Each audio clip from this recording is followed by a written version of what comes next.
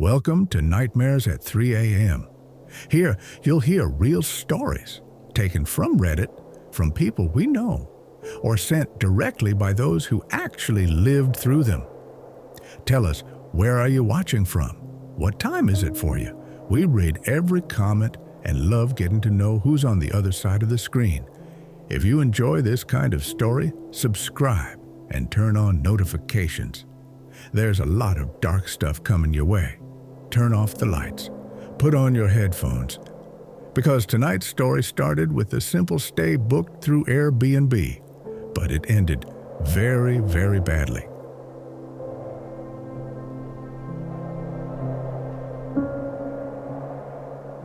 I've always found driving on back roads to be more interesting than taking the main highway. You get to see the real country, not just a blur of asphalt and fast food joints. My name is Sam, and I'm a freelance photographer who needed a secluded place to edit a big project without the distractions of the city.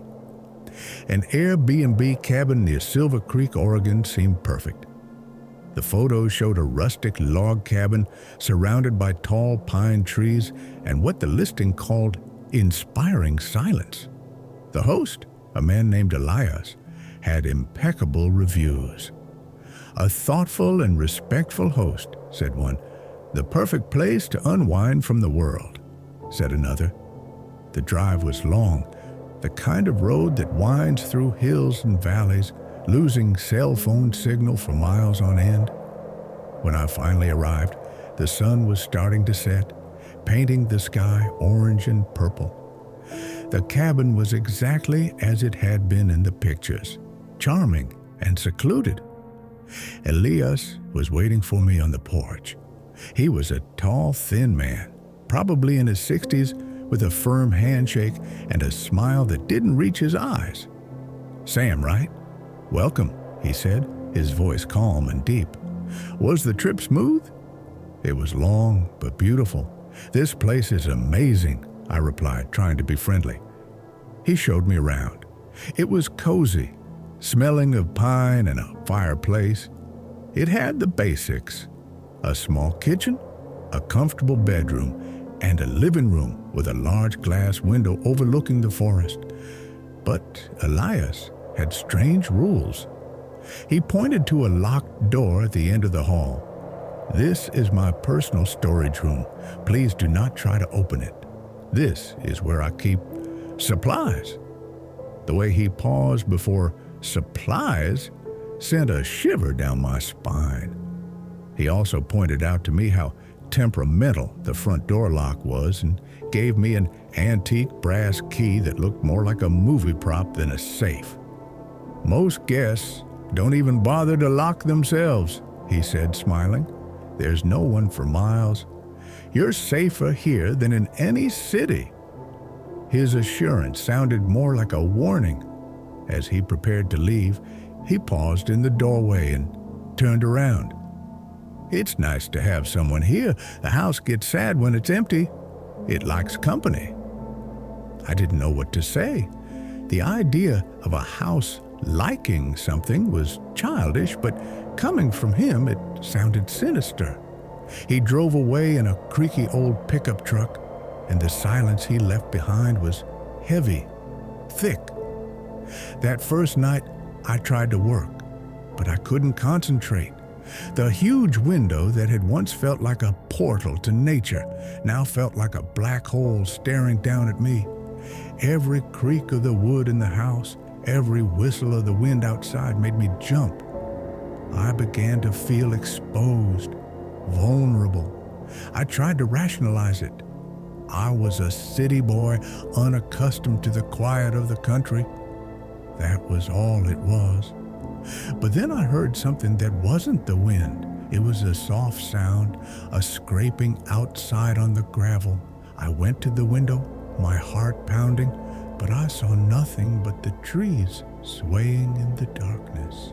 It's just an animal, Sam, I told myself, but I didn't believe it. The next morning, the sunlight dissipated some of my fear. I made myself some coffee and sat down to work. determined to ignore the paranoia of the night before. I managed to be productive for a few hours, immersing myself in my photography and forgetting where I was. Then I noticed the coffee cup I was sure I had left on the kitchen table was now on the coffee table next to me. I didn't remember moving it. You're just tired, I thought. We forget things. I remember the time I couldn't remember the name of that famous actor, the guy from Taxi Driver. It took me a whole minute. Oh yes, De Niro. Memory is failing me.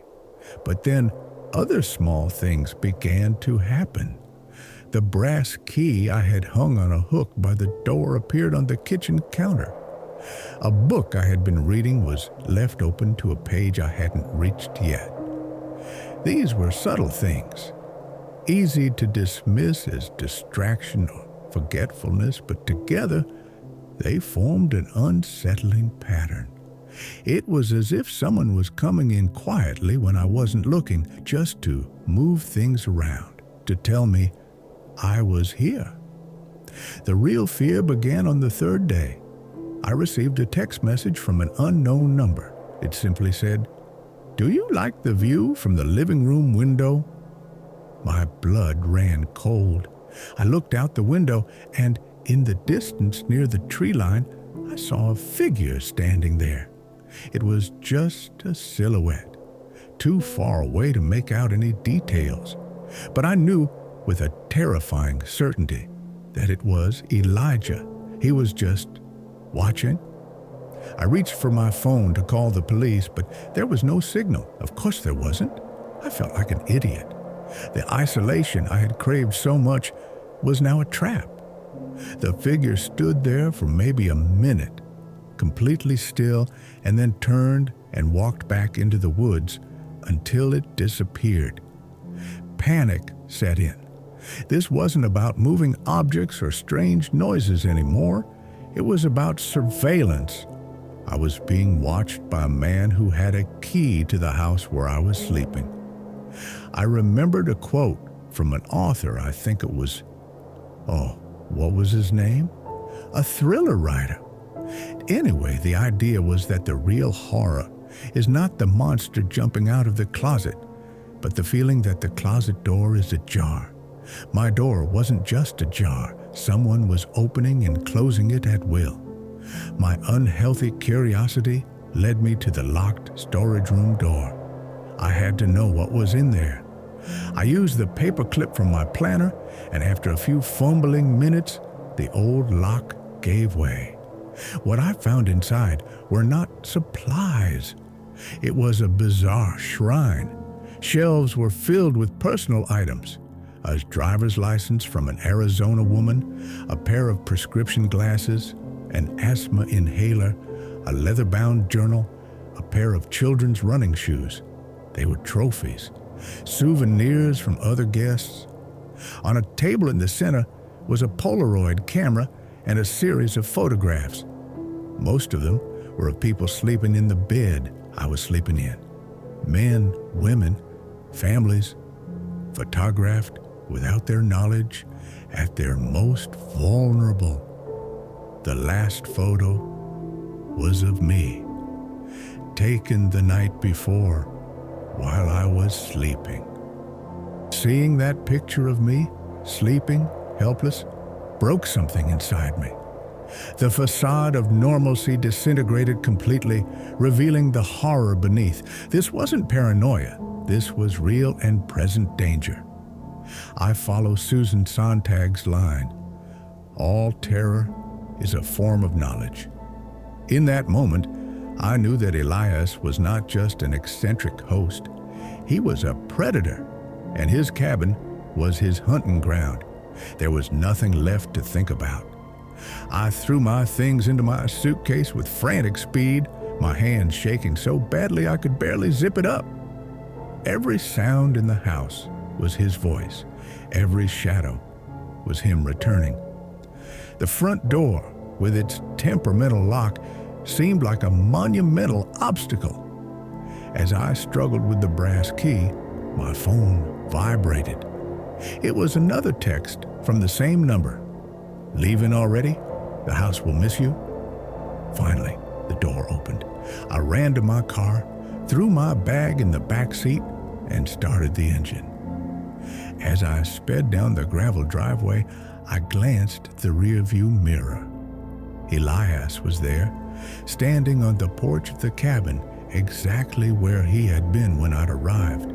He wasn't waving. He wasn't moving. He was just standing there watching me drive away, the same empty smile on his face. The image of him, motionless, stuck in my mind, scarier than any chase. I drove for hours non-stop until I reached the nearest town with a police station. I told my story to the police officer on duty, who listened to me with a weary expression. He wrote it all down, but without concrete evidence. I hadn't brought the photo, and Elias's room was his private property. There was little he could do. "We'll take a look," he promised, but his tone gave me no hope. I called Airbnb and reported everything.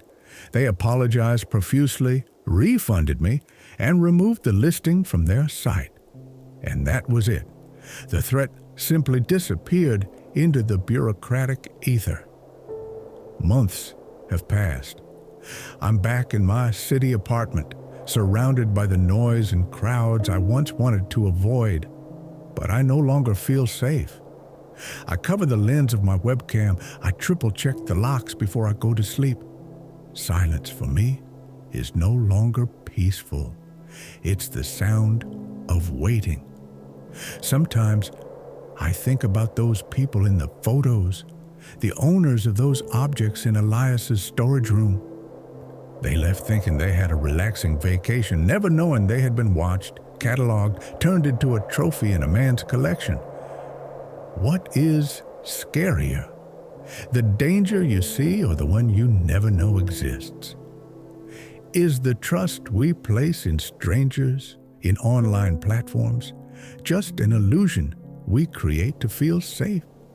As my grandfather used to say, there are people who build their houses on the edge of a cliff just to enjoy the view and forget that one false step is the end. I looked into the abyss, and the abyss had a name, Elias. And I know with a certainty that chills my soul that he is still there, waiting for the next guest.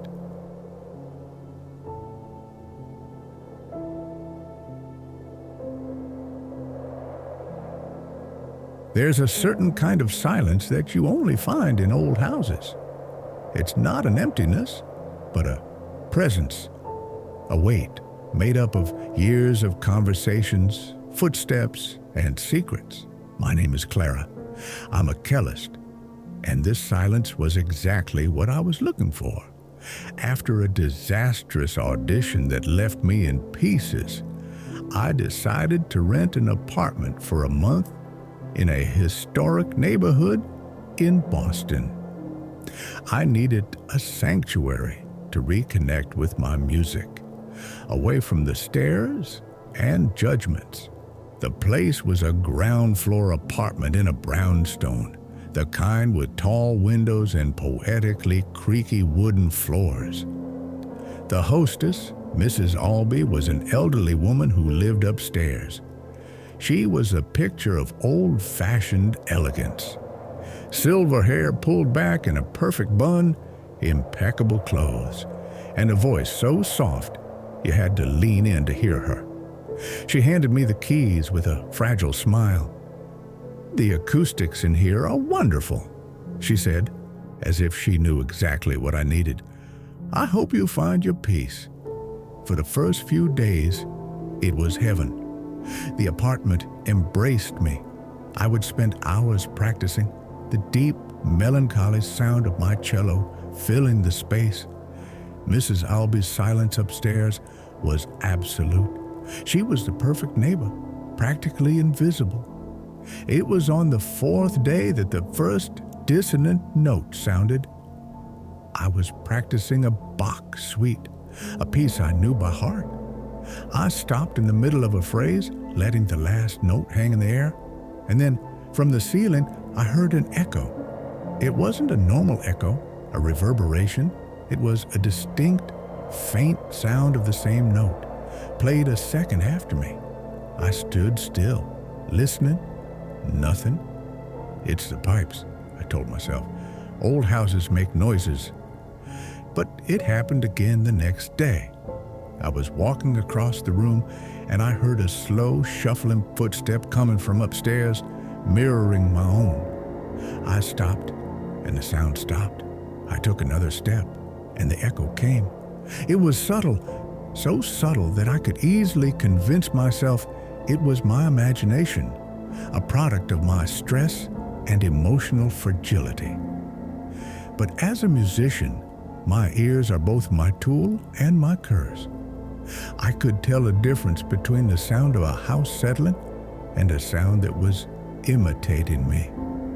The peace I'd found began to fade, replaced by a growing anxiety. Something was off, and Mrs. Albee, the silent woman upstairs, was at the center of it. The imitation grew bolder. It ceased to be merely an echo of notes and footsteps and became a disturbing retort. One afternoon, frustrated with a difficult passage, I muttered to myself, No, the timing is wrong." Seconds later, a faint whisper came from the ceiling with the same cadence and frustration as my own voice. My heart raced. This was more than pipes or floorboards. It was intentional. I decided I needed to talk to her. I went upstairs and knocked on her door. Mrs. Albee answered, her expression as serene as ever. "Mrs. Albee, I'm sorry to bother you," I began, feeling ridiculous before I could even finish the sentence. "I've been hearing some strange noises, like echoes, coming from your apartment." She tilted her head, her pale eyes fixed on mine, filled with a concern that seemed entirely staged. "My dear," she said, her voice as soft as silk, "I am an old woman. I hardly move. I spend my days reading. I think perhaps fatigue is playing tricks on you. This house has its ghosts, but they are usually the ones we bring with us." Her words hit me like a slap. She wasn't just denying it. She was suggesting I was losing my mind. I walked back to my apartment feeling humiliated and isolated, just as she wanted. Doubt began to gnaw at me. What if she was right? What if my failed audition had broken something deeper inside me? I remembered having trouble remembering the name of that Polish composer famous for his sonic textures. What was his name? It took me a minute to remember. Oh yes, Penderecki. My mind was tired. I followed a thought of Ingmar Bergman, who said, "I write to cleanse my inner house." I played my cello for the same reason, but now my inner house was being invaded. The terror was no longer a sound, it was the loss of confidence in my own perception. That night, I decided to test it out. I set my phone to record in the center of the living room and went for a long walk, leaving the apartment empty and silent for over an hour. When I came back, I sat down with my headphones on and pressed play. For the first 40 minutes, there was only the low hum of the refrigerator and the occasional creak of the house. Then I heard it. The unmistakable sound of my cello case being opened. Slow footsteps crossing the room. And then a whisper so clear it made me rip off my headphones. It was Mrs. Albee's voice, and she was saying one word. Beautiful. She wasn't just imitating. She was walking into my apartment as I was leaving. The recording was proof, confirmation that I was not crazy, but rather the victim of a cruel and methodical psychological game. Mrs. Albee was no frail old lady. She was a predator of a different kind, one who preyed on my mental equilibrium. I abandoned the idea of confronting her again. What would I say? That I had recorded her? I just wanted to get out of there. I began packing my things in a silent frenzy, trying to make as little noise as possible. I packed my clothes into my suitcase, wrapped my cello in its case. Every movement was deliberate, careful, and yet I heard it. From upstairs, the faint sound of a zipper being closed, the click of a metal clasp. She was mimicking the sounds of my escape. It was her final performance, her mocking farewell. I stood in the middle of the room, suitcase half open, and silence fell. Then, in a fit of defiance, I whispered to the ceiling, "Why are you doing this?" The silence that followed was the heaviest of all. For a long minute, nothing. And then a whisper came down the walls, distorted by the wood and plaster, but unmistakable. It was her voice, mimicking my desperate tone. "Why are you doing this?" That was enough. I grabbed my things and ran to the door, heedless of the noise. As I stepped out onto the street, I glanced up the upstairs window. Mrs. Albee was there, watching me.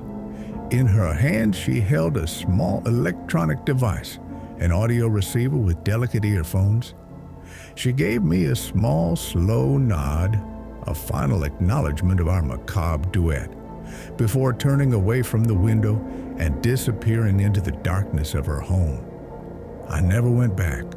I reported the incident to Airbnb, but my story, stripped of raw emotion, sounded like that of an unstable woman, a host who kept coming into the apartment and making strange noises. They gave me a credit and a promise to look into it. The listing was offline for a week, then resurfaced with a new 5-star review from someone praising the place's heavenly silence. Today, silence no longer comforts me. It tests me. When I am alone, I listen very carefully, searching for echoes that should not be there. The experience with Mrs. Albee left me with a question that haunts me. Which is more violent, an attack on the body or an attack on the mind? She never touched me, but she unraveled the fabric of my reality thread by thread. It makes me wonder, how many walls are really empty, and how many are just listening? In every group of friends who vacation together, people take on roles. Ben is the chef, Maya is the planner, and Chloe is the life of the party. I, Liam, am the skeptic, the designated driver, the one who reads the fine print on the rental agreement. So, when we found a huge, secluded lake house in upstate New York for a price that was too good to be true, I was the only one who hesitated. But the vote was 3-1. And a week later, I was driving down a winding dirt road, my friend singing in the back seat. The house was impressive, rustic, and a bit old-fashioned, with a deck that extended over a lake of dark, still water. We were greeted not by the owner, but by the caretaker, a man named Mr. Gable. He was short, meticulously groomed, with graying hair combed to the side and a smile that seemed permanently fixed on his face. He gave us a tour that was exceedingly detailed, explaining how every hinge and faucet worked as if the house were a living, delicate organism. "I've been running this place for 30 years, he said with quiet pride. "I've seen many families and groups of friends come through here. I like to think I helped create good memories." His manner was a little odd, but he seemed harmless. The really bizarre part came when he showed us the living room. On a massive bookshelf that covered an entire wall was a collection of leather photo albums, organized by year. "This is my little project," Mr. Gable said, picking up one of the albums. "I take a picture of every group that stays here. It's the history of the house, you see, an archive of happiness." He showed us a page, a photo of a group of kids from the 90s smiling awkwardly at the camera. Maya and Chloe thought it was charming. "That's a cute idea," Chloe said. Ben nodded. I smiled, but I felt a chill. There was something about the way he said archive that bothered me. It didn't sound cute. It sounded clinical. For the first few days, I tried to ignore my apprehension. We swam in the lake, barbecued on the deck, and told stories around a fire. My friends were in heaven, and my paranoia felt misplaced. But I couldn't relax. I could feel Mr. Gable's eyes on us, even when he wasn't there. He would drop by unannounced once or twice a day with lame excuses. To check the chlorine level in the pool we weren't using. To trim a bush that looked perfectly fine. He was always polite, always smiling, but his presence loomed. He observed the dynamics of our group, the way we interacted, with an intensity that was anything but casual. The house didn't feel like a vacation spot. It felt like a laboratory. And we were the rats. On the third night, I couldn't sleep. The soft sound of lake water lapping against the deck, which my friends found so relaxing, seemed like a whisper to me. I went downstairs to the living room, the moonlight illuminating the album shelf. On an impulse I couldn't explain, I picked up the latest album. The first few pages were exactly what I'd expected. Group photos of people smiling, toasting, posing on the deck. But then I started flipping through the older albums. 2018, 2015, 2010. A pattern began to emerge, subtle at first, then undeniable. In every group, or nearly every group, there was one person who looked a little out of place. A face in the crowd who wasn't smiling as much as the others, someone who looked uncomfortable, just like me. I remembered a quote from photographer Diane Arbus. "A photograph is a secret about a secret." I followed that line of thinking.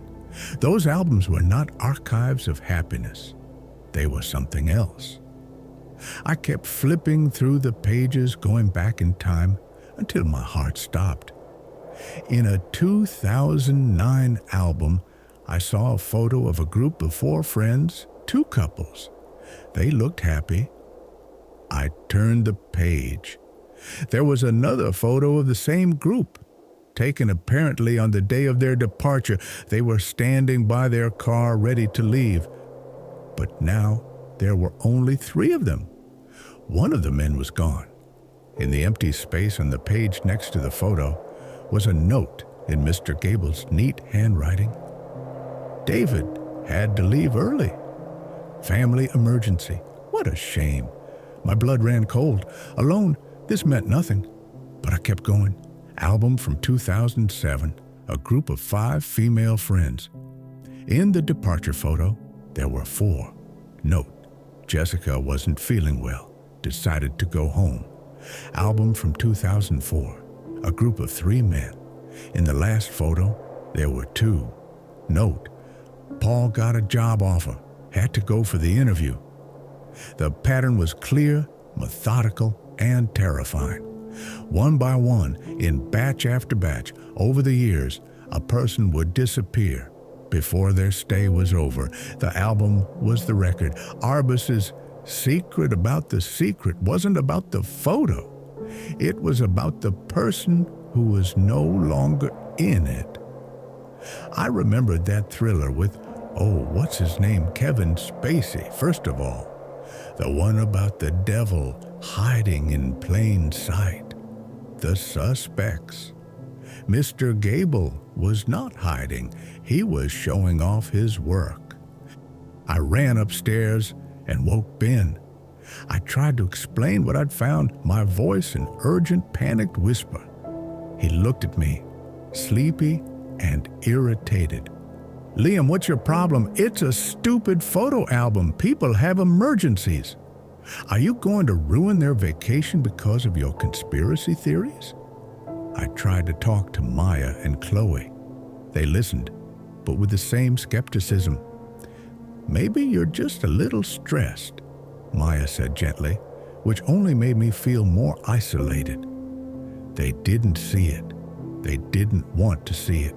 To them, I was the party pooper, the guy who was creating a problem where there wasn't one.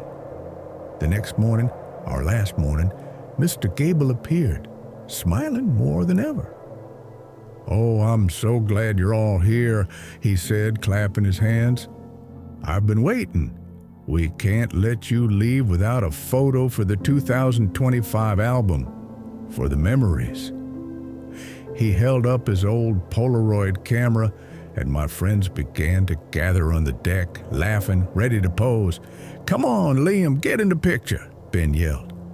But I stood there, staring into the dark lens of the camera, then at Mr. Gable's smiling face. And I understood. I was the displaced face. I was the one not smiling as much. I was next in the series, the next one to have to leave early, the next entry in his book. "I don't feel well," I announced, my voice shaking. "I think I need to go. Now." My friends protested, confused and frustrated. But for the first time, they saw the genuine panic in my eyes. I didn't argue. I didn't try to explain further. I grabbed the car keys. "Get in the car," I said, with an authority that surprised them. "We're leaving." Mr. Gable watched the whole thing, his smile finally faltering, replaced by an expression of mild disappointment. "Oh, what a shame," he said softly, lowering the camera. "An emergency, I presume?" I drove away from that house as fast as I could, my friends finally silent in the car, beginning to understand that my fear was real. We had never called the police. What would we say? That an old man had a creepy photo album? That we had a bad feeling? There was no crime, no evidence, just a terrible story told in blank spaces. Sometimes I still think about that album. I think about Mr. Gable's calm, methodical notes. The banality of it all is what scares me most. He wasn't a monster foaming at the mouth. He was an evil bureaucrat, an archivist of broken lives. And the question that keeps me awake at night is, if I hadn't looked at those albums, if I had just smiled at the picture, what story would the album tell about us? The picture of the group smiling, or the blank page that would come after? There is a strange intimacy about living in someone else's home. You sleep in their bed, use their silverware, breathe their air. It's a pact of trust with a complete stranger. My name is Alex, and out of necessity, I've become an expert in this kind of trust. I moved to Chicago for a new job, and while my permanent apartment was waiting for me to move in, I rented a room in a large house in Lincoln Park. The host, a man named Robert, was traveling in Europe. According to the listing, the house was shared with one other long-term guest, a caretaker who took care of the place. That guest was Julian, and at first he seemed like the perfect roommate. He was charming, smart, knew all the best spots in town, and had a welcoming energy that made me feel instantly at ease. He helped me with my bags, bought me a beer, and we talked for hours that first night. He was curious, asking lots of questions about my work, my hometown, my family. At the time, I interpreted this as genuine interest, an effort to get to know me. Now, I know he was taking notes. The first odd thing was small. I have a habit of leaving my coffee mug next to the sink after I wash it. The third morning, I came downstairs and saw Julian drinking from an identical mug, which he had placed in the exact same spot next to the sink. "I liked your mug and bought one just like it," he said with a smile before I could even ask.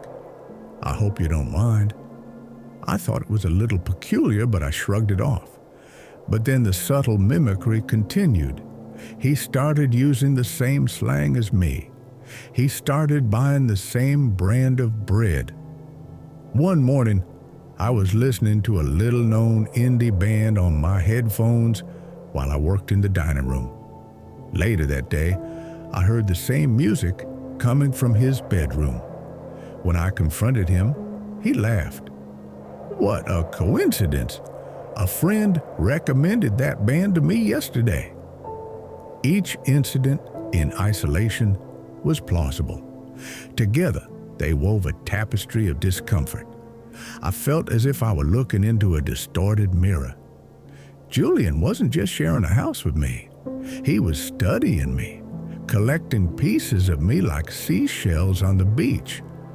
And I, being polite and not wanting to create conflict, let him do it. The situation escalated from awkward to alarming when my things started moving around. First, a book I'd been reading in the living room appeared on my nightstand. Then, my laptop charger, which I was sure I'd left in my bedroom, was in the kitchen. Julian always had a ready and plausible excuse. "Oh, I saw you left it in the living room, so I brought it upstairs for you." He was the picture of helpfulness, a helpfulness that felt like a violation.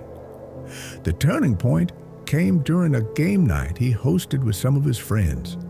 In the middle of a game, Julian began telling a story about a funny childhood mishap involving a rowboat and an angry duck. His friends laughed. I froze. It was my story. I had told it to him on my first night there. He told it word for word with the same pauses and intonations as if he had lived it. When our eyes met, he gave me a subtle wink, a small gesture that said, "I'm sorry. See what I did? And there's nothing you can do about it." In that moment, I felt completely disarmed. He was stealing my memories in front of me, and everyone else was his audience. The fear I felt wasn't physical, it was existential. I was slowly being erased. I've always been struck by a quote from Irving Goffman, the sociologist. "We are all actors playing a role." I live by that line of thinking. My whole life, I've been playing the role of Alex. But suddenly, it seemed like Julian was auditioning for the same role, and he was a much better actor. I began to lock myself in my room. I felt like a prisoner in a house. The way he said good morning felt like a threat. I began to question my own sanity, wondering if I was overreacting. That's when I noticed that one of my favorite shirts, one I hadn't worn in days, was missing from my closet. 2 days later, I saw Julian coming out of the house. He was wearing an identical shirt, new but identical. When I asked where he got it, he smiled that calm, disarming smile. I can't remember the name of the store, but when I saw it, I just knew I had to have it. The final nail in the coffin of my sanity was my phone charger. I searched everywhere for it. I knew I had left it in my room. Desperate, and with the battery at 2%, I decided to do the unthinkable. While Julian was in the shower, I snuck into his room. His room was impeccably tidy, and on his desk, next to his laptop, was my charger. But that wasn't what made me stop breathing. It was what was next to it. An open notebook. The pages were filled with my life, my old address, my mother's name, the name of the company I worked for. There were lists of my favorite bands, movies I'd mentioned, places I wanted to see in Chicago, and then I saw it. An entire page devoted to practicing my signature over and over. Below it, in a different handwriting, his own, was a note. The curve of the A is the hardest part. Next to the notebook was a newly laminated identity card that had my name on it, my date of birth. But the picture was his. A cold, lucid terror gripped me. This was no bizarre mimicry, it was a plan. He didn't want to be as I, he wanted to be I. He was building a new identity, using mine as raw material, and I was the only loose end. I didn't think. I didn't pack my things. I grabbed my passport, my wallet, and my cell phone and left that room. As I walked silently downstairs, I heard the shower turn off. I ran to the front door, my hands shaking so much I could barely turn the doorknob. When I was already several blocks down the street, my phone buzzed, a notification from my email app. Password reset request? It was already starting. I went to the police. I told them a confusing, paranoid story about a roommate who had stolen my stories and practiced signing me. They were sympathetic, but unhelpful. There was no real crime they could prove. I tried to contact the host, Robert, but got only an automated response. I canceled all my cards, changed all my passwords, and spent the rest of the month in a cheap, anonymous hotel, looking over my shoulder every second. I never heard from Julian again. I never knew what his ultimate goal was, but the experience left me with an invisible scar. He stole more than a shirt or a story. He stole my sense of security in my own identity. Now, I'm cautious about what I share, who I trust, and I often wonder, how much information do you share with a friendly stranger? And at what point do you stop being yourself and become just a script for someone else to interpret? I have a theory that modern technology hasn't connected us. It's just made solitude more efficient. My name is Dana, and I'm an investigative journalist, and efficient solitude was exactly what I needed. I was working on a sensitive story and needed a place where I could be a ghost, completely isolated, to write and organize my sources. I found a perfect place on Airbnb, a minimalist smart home in a new community outside Austin, Texas. The listing promised zero interaction and absolute privacy. The host was just a username, Ethel. There was no profile picture, just a geometric logo. The arrival was as impersonal as promised. I was emailed a code that gave me access to the house. There were no keys. The house was a sanctuary of minimalism and technology. Lights turned on when I entered a room, the temperature adjusted automatically, and a calm, neutral voice welcomed me. It was clean, sterile, and completely silent. Perfect. The house rules were sent to me via the Airbnb app. They were few and simple. No smoking, no parties, etc. But the last rule was in bold and underlined, and it was unlike anything I had ever seen before. Under no circumstances open the door for anyone. Deliveries must be left in the designated box on the porch. Human contact is not necessary and is strictly prohibited during your stay. I thought it was odd, but I rationalized it away. Maybe Ethel was a reclusive programmer, a wealthy misanthrope, or someone with extreme germophobia. In a sense, the rule was a relief. It was a contractual guarantee that no one would knock on my door. I would have the isolation I craved. For the first few days, the silence and automation were a blessing. I dove into my work, feeling safe in my technological cocoon. On the third night, I ordered food. The delivery man arrived, and instead of leaving the food in the box as instructed, rang the doorbell. A screen next to the door lit up, showing his face. "I need a signature," he said, sounding irritated. "Can you leave it in the box, please? The instructions say not to open the door," I replied over the intercom. He grumbled, but eventually he put down the pizza and walked away. The incident left me feeling a little uneasy. It was a small break in the cocoon, a reminder that the outside world was still there. But the house remained silent, and I went back to work, chalking it up to the routine of a delivery man who didn't bother to read the instructions. Little did I know that this was just the beginning.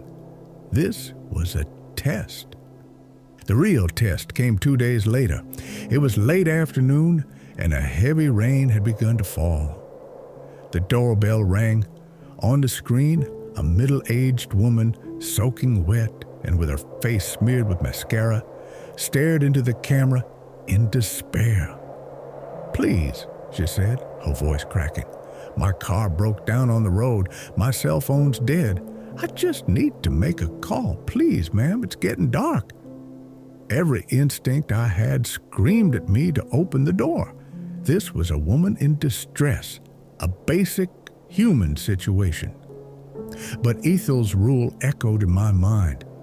Human contact is forbidden. I fought against myself.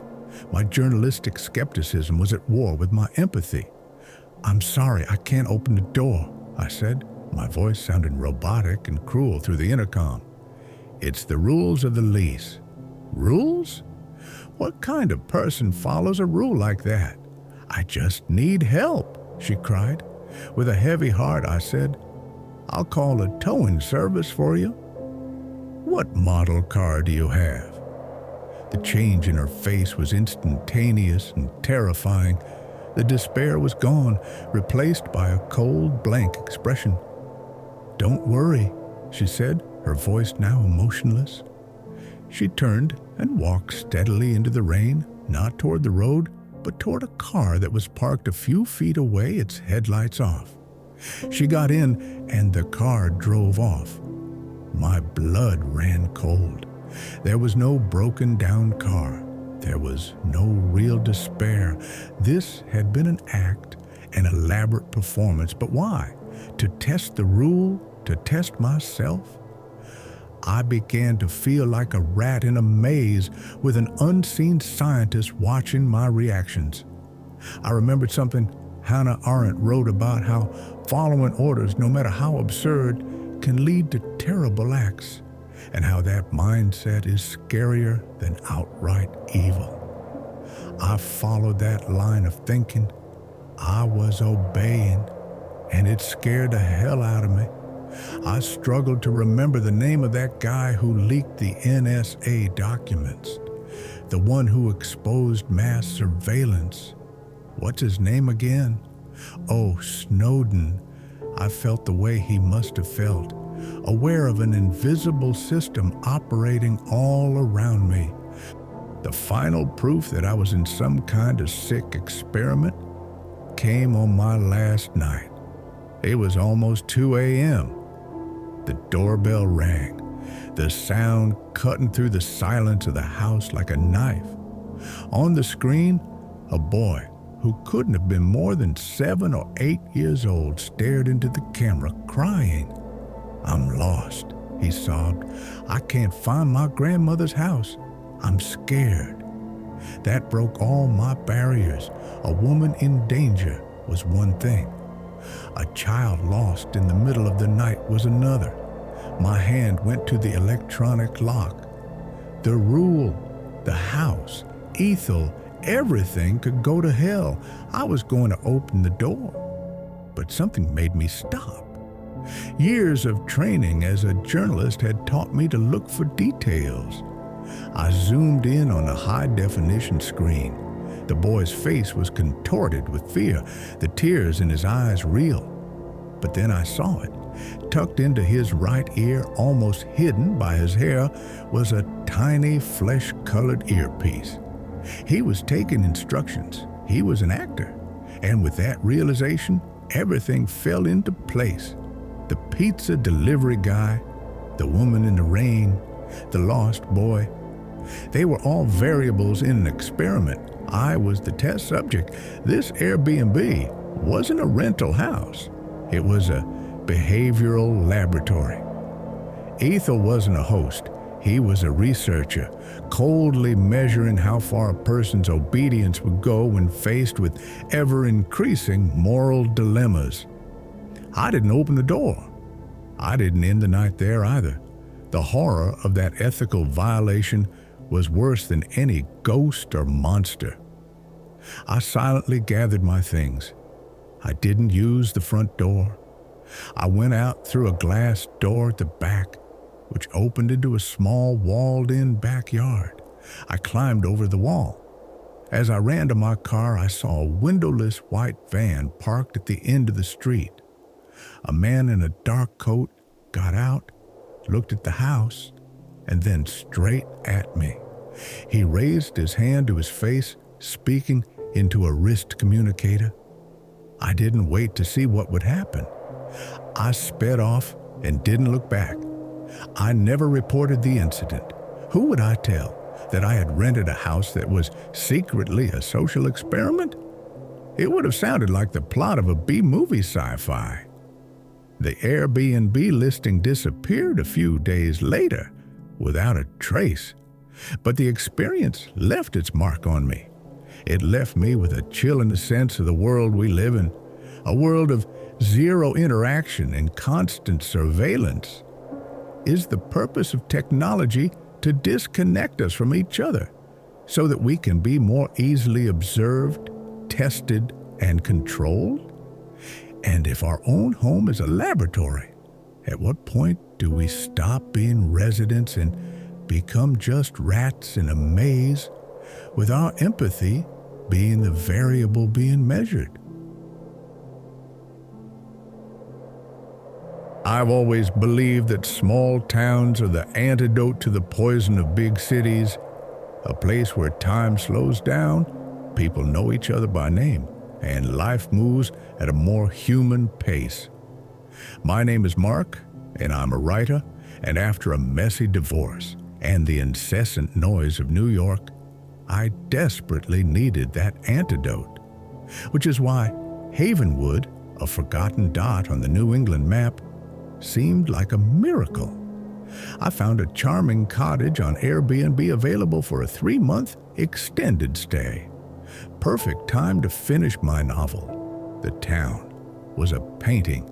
Well-kept Victorian houses, a main street with a hardware store and an ice cream shop, and a canopy of oak trees that filtered the sunlight in an almost cinematic way.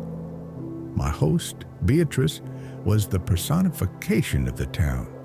A woman in her 60s with a warm smile and flushed cheeks, who greeted me with a still warm apple pie and a hug. "We're so glad to have you, Mark," she said as she showed me around the cottage. "It's good to have some new blood, someone with stories to tell." The cottage was perfect. It was cozy, with a stone fireplace and an antique desk facing a window overlooking the woods. But within the first few days, I noticed a few quirks. There was no cell phone reception anywhere in town, and the Wi-Fi provided by a local service was excruciatingly slow. "It's part of our charm," Beatrice explained. "We encourage people to unplug." The hospitality was almost aggressive. At the general store, the owner, Evelyn, refused my money the first time. "It's on the house, a welcome gift." The local sheriff, a burly man named Brody, pulled over in his patrol car when he saw me walking by. "Mark, right? Beatrice told me about you. If you need anything at all, just give me a call." His knowing my name didn't surprise me as much as the fact that no one seemed surprised by anything. They accepted me as if I'd always been there. By the end of the first week, I was completely won over. The quiet, the close-knit community, the sense of security, it was everything I had wanted. I attributed the warmth of the welcome to the simplicity of rural life. I began to write with a clarity I hadn't felt in years, but there was one observation I couldn't shake. In such an idyllic town, there wasn't a single for sale sign. Not a single house seemed to be on the market. It was as if once you arrived in Havenwood, you never left. At the time, I thought this was a testament to its perfection. Now I understand it was a warning. A writer is by nature an observer, and after a month, I began to notice things that didn't fit into the neat Havenwood narrative. The town operated with quiet, unchanging efficiency. There was a single mechanic, a single doctor, a single librarian. The people seemed happy, but their smiles were uniform, their conversations scripted. They talked a lot about the town's history, about the founding families, and the importance of keeping the traditions going. My curiosity led me to the town library, an ivy-covered stone building. I wanted to add some local history to my novel. The librarian, Mr. Abernathy, a pale, thin man with thick glasses, was extremely helpful but controlling. He brought me stacks of books about the town's founding in the 19th century, but when I asked to see more recent records, censuses from the last decade, local newspaper archives, he became vague. Oh, those records are in a fragile state. We're in the process of digitizing them, he said, an excuse he repeated every time I asked. It was in an old town yearbook, which I stumbled upon on a dusty shelf, that the first real crack appeared. The yearbook was 5 years old. In one of the photos from a fall festival, I saw a man I didn't recognize, but who was listed in the caption as "Our writer-in-residence, Mr. Davies." I was intrigued. Another writer had stayed in my same cabin. I asked Beatrice about him. Her warm smile faltered for a second. "Ah, yes, dear Jonathan," she said. "He loved Havenwood so much, such a creative spirit. But you know how artists are. The road calls. He decided it was time to find his next haven." Her answer was soft, but it sounded like a door closing. But the image of Mr. Davies stayed with me. Later that week, leafing through a more recent brochure for last year's fall festival, I saw him again. He was in the background of a photo of the crowd, and my heart sank. He wasn't gone. He was still there, but he wasn't the same man. The Jonathan Davies in the old photo was smiling and dressed casually. The one in the new photo was thin, with a vacant stare and thinning hair, and he wore the same plain blue overalls that city maintenance workers wore. He didn't look like an artist who had found paradise. He looked like a prisoner. I remembered that famous reclusive author who wrote, what was his name? The Catcher in the Rye? Ah, yes, Salinger. Davies seemed like a man who wanted to disappear, but Havenwood wouldn't let him. I've always been struck by a quote from Joan Didion. "We tell ourselves stories to survive." I follow that line. The town of Havenwood told itself a story of peace and community. But the truth, the story I was beginning to discover, was much more sinister. Havenwood didn't welcome people. It recruited them. It found lonely outsiders with useful skills, writers, doctors, mechanics, and absorbed them. Long term, wasn't a rental option. It was the ultimate goal. Knowing the truth changed everything. The friendly smiles of the locals now seemed like masks. Evelyn's casual questions at the store, thinking about putting down roots yet, Mark, sounded like veiled threats. The visits from Sheriff Brody, who now stopped by my cabin every day to check on me, were acts of surveillance. The entire town was an open-air prison, its walls made of forced hospitality. My romance was forgotten. My only goal was to get out. I didn't announce my departure. I waited until 3 o'clock on a Tuesday morning. I quietly packed my bags in the car. The city was dark and still. The plan was simple: drive until dawn and never look back. I turned the key in the ignition. The engine sputtered, coughed once, and died. I tried again. Nothing. I popped the hood and, in the beam of my flashlight, saw the problem. The battery cable had been cut cleanly and precisely. It wasn't an accident. It was sabotage.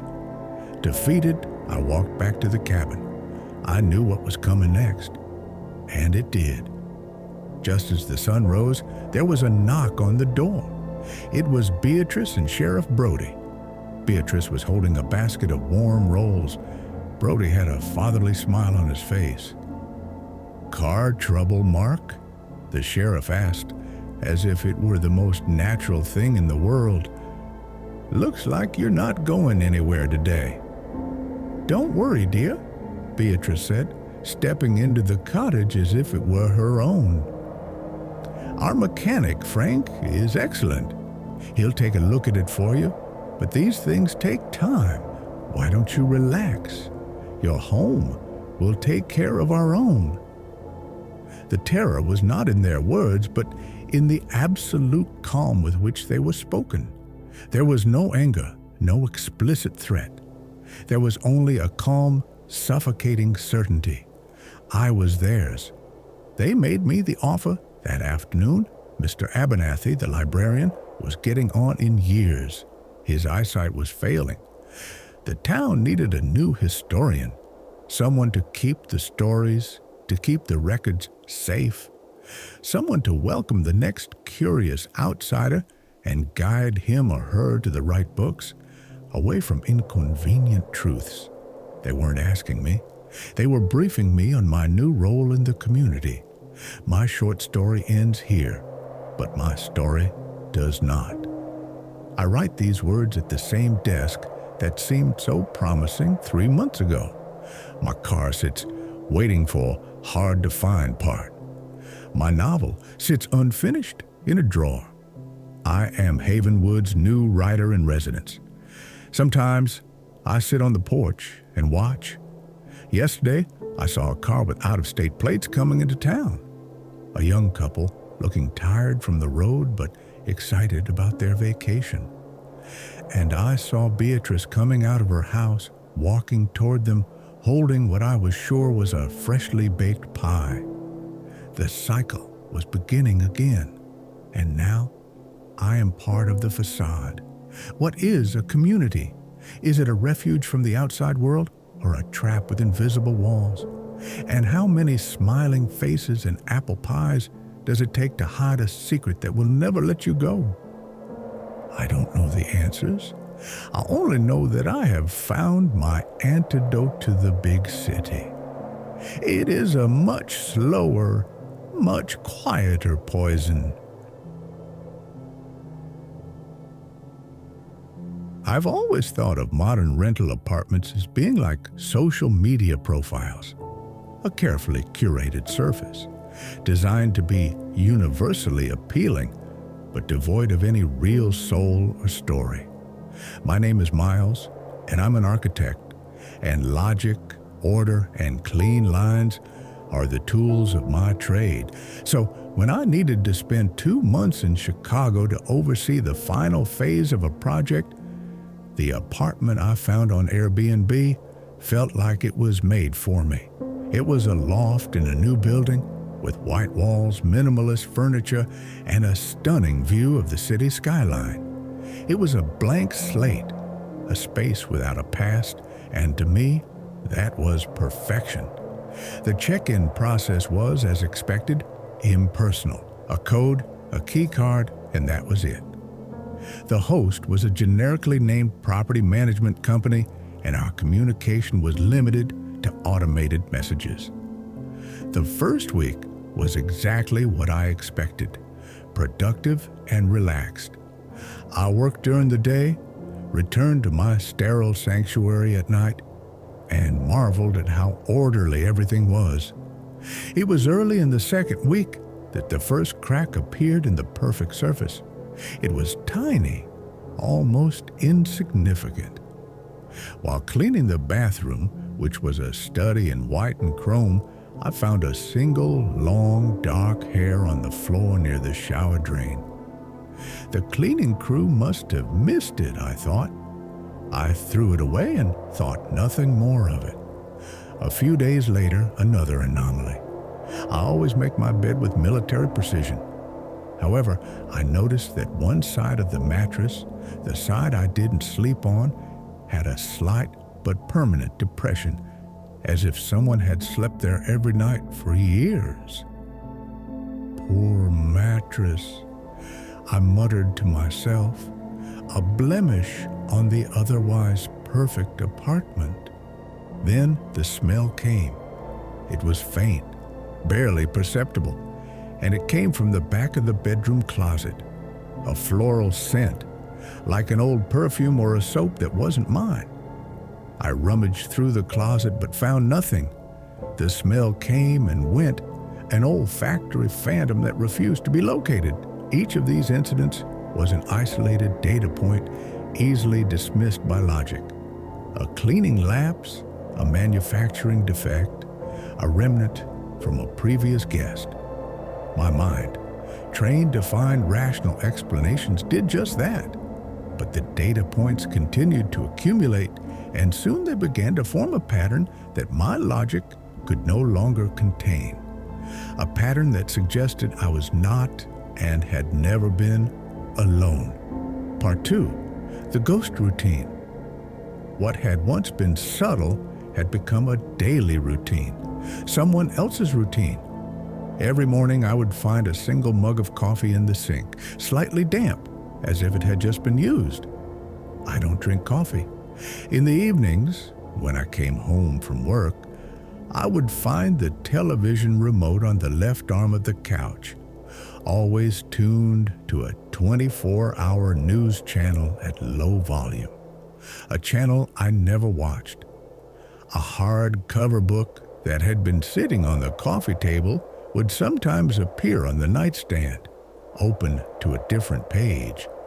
There were no signs of a break-in. Nothing of mine had ever been stolen or damaged.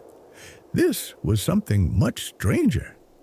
It was as if I were sharing the apartment with an invisible roommate, one who was meticulously silent and followed a rigid, unchanging schedule. He was a presence defined by his habits. The isolation of my high-rise, once a comfort, had become a source of dread. I called the management company. The response was a rehearsed email assuring me that their safety measures and cleaning protocols were state-of-the-art. They offered to send another cleaning crew. They were polite, unhelpful, and made me feel like I was crazy. I decided to conduct an experiment. One night, before I went out to dinner, I spread a thin layer of flour on the tiled floor of my kitchen, a spotless white rug. If anyone were coming in, they would leave footprints. I returned 3 hours later. My heart was pounding as I turned on the kitchen light. The flour was untouched. No footsteps, no disturbance, but the coffee mug was there, in the sink. The real horror came when I looked into the living room. There was a modern rocking chair in the corner that I had never touched before. It was moving, not violently rocking, but with a slow, gentle, rhythmic movement, as if someone had just stood up. I stood there, frozen, watching the chair rock to a stop, in absolute silence. It broke the laws of physics and my sanity. It wasn't an intruder, it was an occupant. I was reminded of the work of that famous architect, the one who did the Haydar Aliyev Center. What's her name? Zaha Hadid, that's right. Her designs were about flow and space. Whatever was in this apartment was about stagnation and repetition. As the filmmaker Andrei Tarkovsky said, man is a being who carries the past within himself. I follow that line of thought. Whatever was here, it was a past that refused to go away. From that moment on, the presence became more conscious. It was no longer just following its own routine. It began to interact with mine. The overlap began. I would come home to find my architectural plans, which I had left neatly rolled up on the table, open as if they had been examined. Once, I found one of my shirts, which had been in the laundry basket, folded and placed on the bed. The presence wasn't malevolent. It was something worse. It was intimate. It was watching me, learning my habits, and slowly merging mine with its own. The apartment no longer had room for two routines. One of them would have to give way. The climax came on a Tuesday morning. I was in the shower, the hot water creating a thick mist in the bathroom. My back was to the glass shower door. Suddenly, I felt a rush of cold air, as if the bathroom door had been opened. The sound of the water seemed muffled.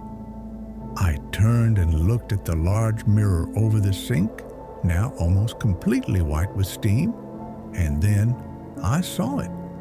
An invisible hand began to wipe the mirror. A circle was forming in the steam, exactly where a face would be. There was no reflection, just a perfect circle of clear glass, staring into nothingness, staring back at me. I screamed, a guttural, primal sound.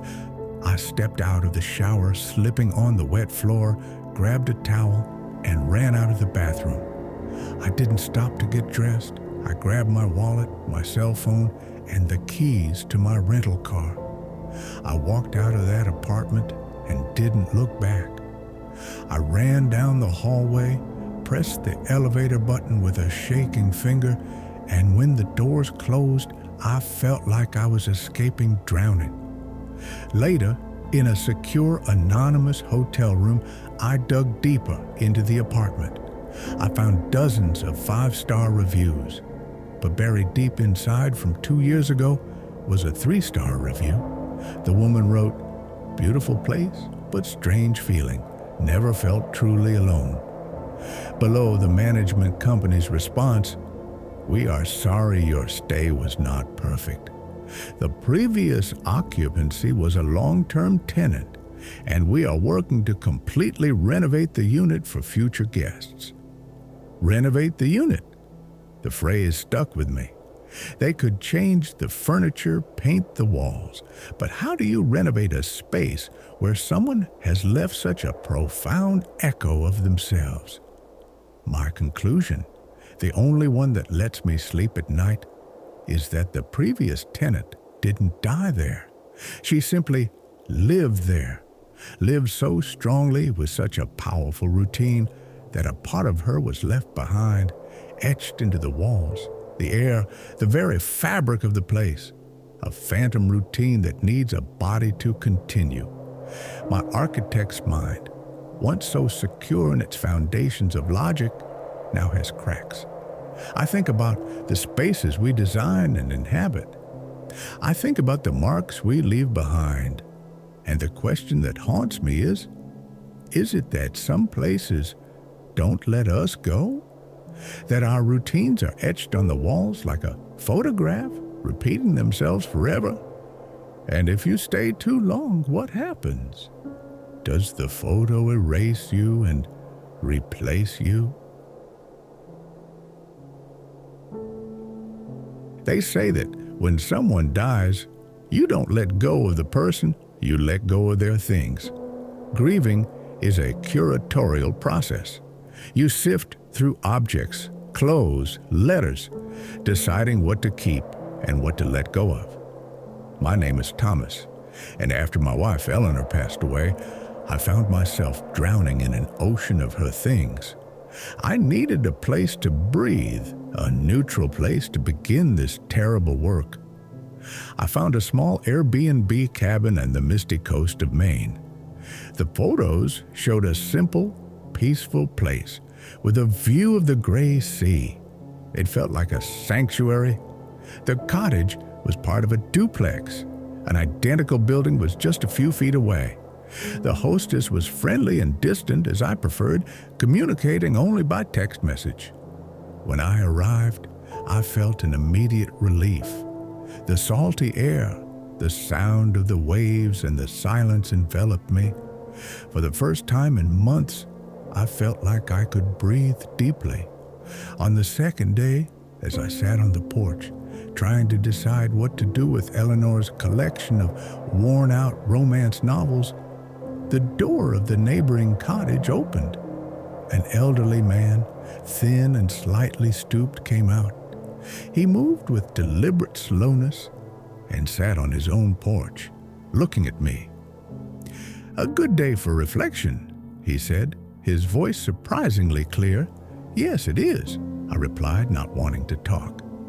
He was silent for a moment, and then he said, "Eleanor would have liked the view from here. She always loved the sea." I froze. My entire body went rigid. I hadn't mentioned my wife's name to anyone, not to the hostess, not in any communication. How could he know? "Excuse me," I stammered.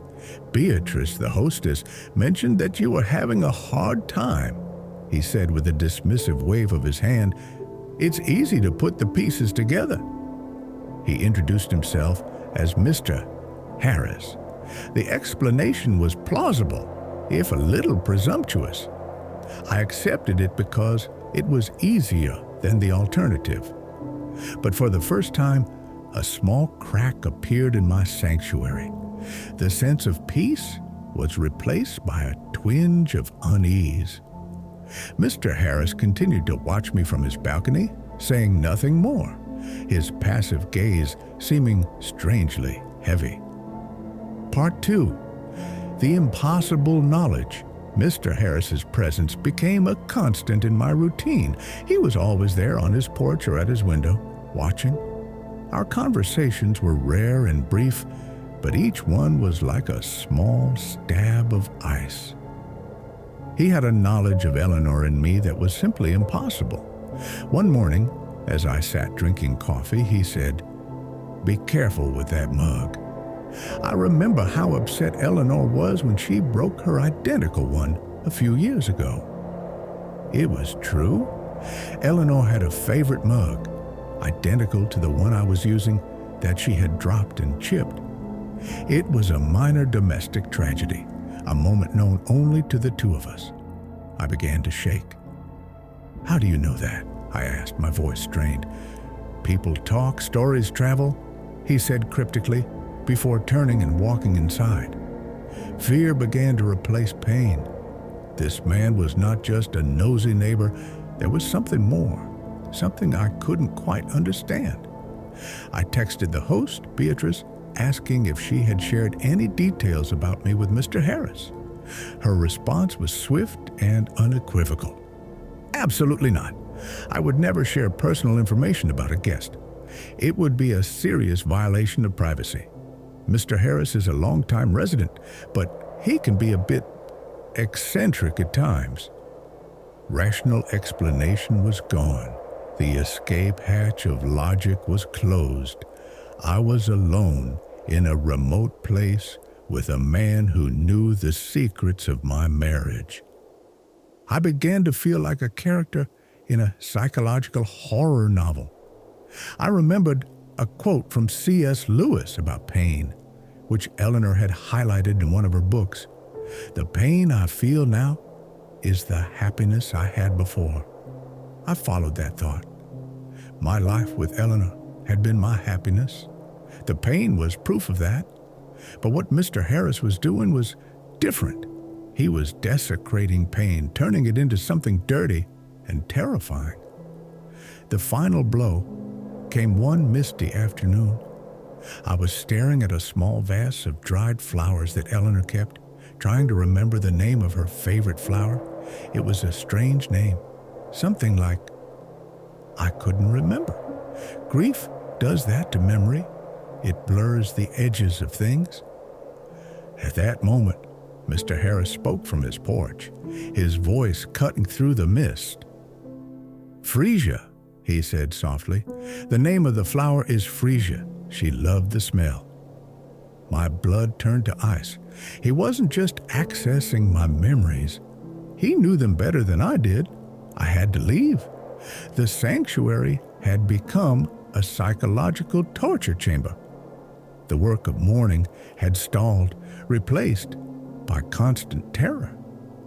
I began packing my things, carelessly throwing Eleanor's belongings into boxes, a sacrilege born of panic. My plan was to leave in the middle of the night without a word, but something was stopping me. I needed an answer. I needed to understand.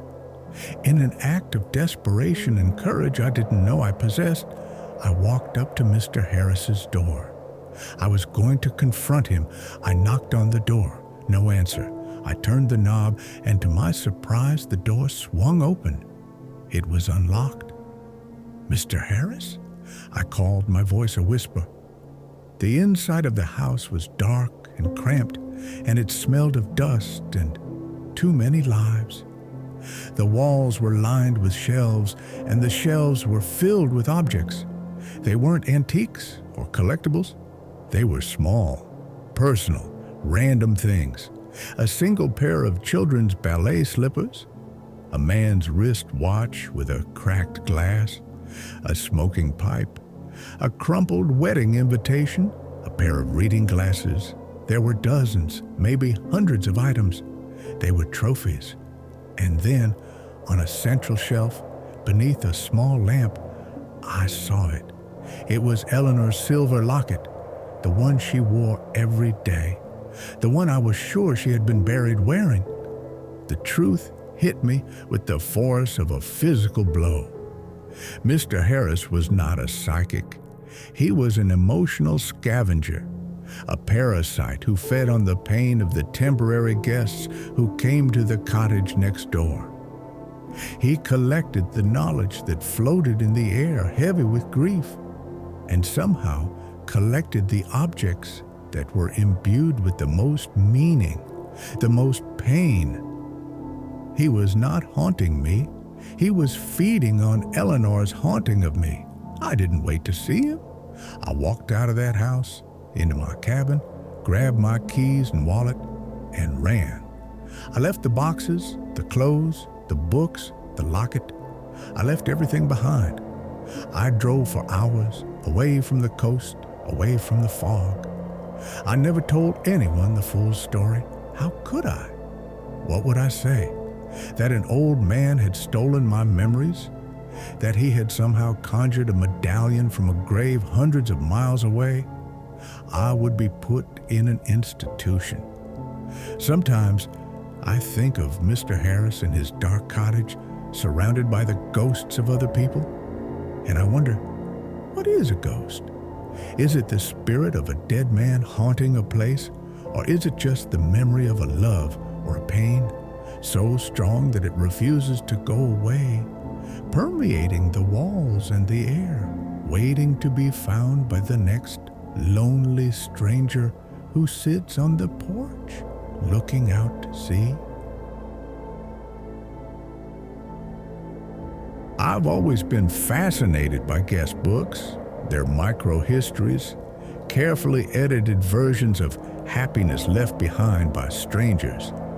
My name is Lena, and I'm a historian, and my job is to comb through diaries and letters, searching for the truth between the lines of personal narratives.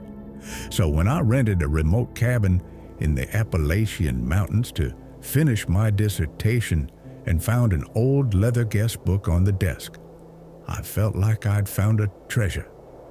The cabin was a rustic dream, full of history. The book seemed to be its heart. The pages were yellowed with age, filled with handwriting that ranged from the elegant cursive of the 1970s to the hurried script of today. I spent my first night reading the entries, completely enchanted. The stories were remarkably consistent in their idyllic tone. Guests described the same simple joys: the peace of a morning walk in the woods, the sighting of a majestic white deer by the stream, the comfort of an evening spent reading by the fire, and often a sudden thunderstorm on the last night that left them feeling cozy and cozy. A perfect getaway from the world. One man wrote in 1982, "We saw the white deer. How magical," a family wrote in 1995. "The thunderstorm on our last night was the perfect end to our adventure," a couple noted in 2014. In the early days of my stay, I began to live my own version of these stories. I took a walk in the morning and, to my delight, saw a white deer drinking from the stream, just as described. In the evening, I lit a fire in the fireplace and felt the same deep peace that so many others had recorded. I smiled to myself. It was the power of suggestion, of course. I had read about these experiences and was unconsciously recreating them, coloring my own stay with the memories of others. I was so eager to write my own happy entry in that book, to add my little chapter to its chronicle of contentment. The sense of wonder began to fade by the second week.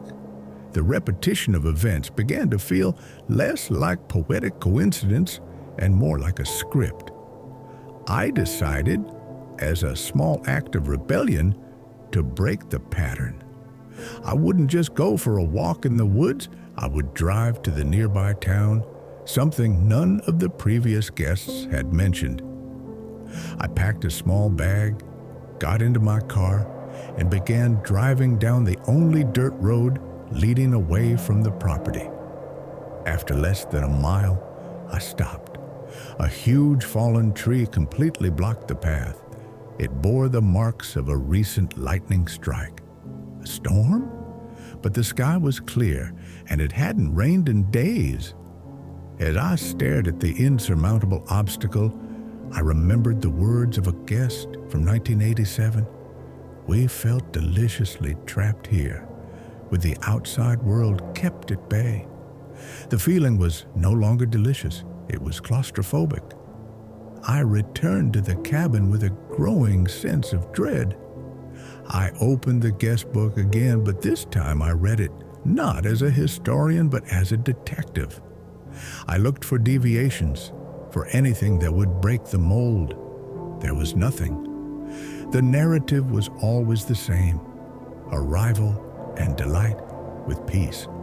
A minor inconvenience, a dripping tap, a stuck window, idyllic moments, the deer, the fireplace. A feeling of isolation or being trapped, the storm, the tree. A final, hurried and euphoric entry on the wonderful stay. It was a cycle, a formula. The book was not a record of events, it was the cause of them.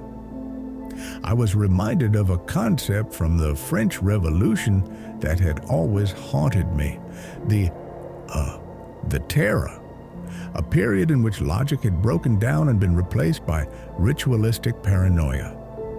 That was what I felt.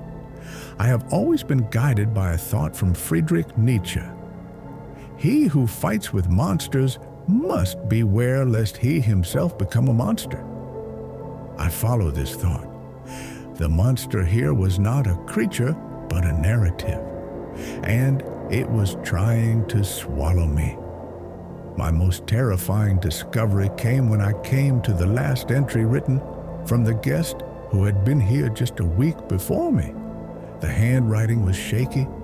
It described the hike, the deer, the fireplace, and it ended with a sentence that chilled my blood. The cabin is a wonderful place to be. I can't wait to write my story here tomorrow before I leave. I leave the next page for the next dreamer.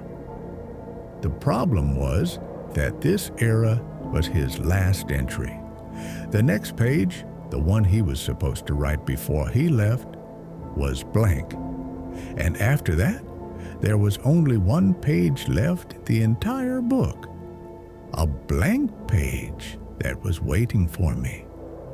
The story wasn't that you wrote and left. The story was that you wrote. And then what? What happened to the dreamer? Panic set in.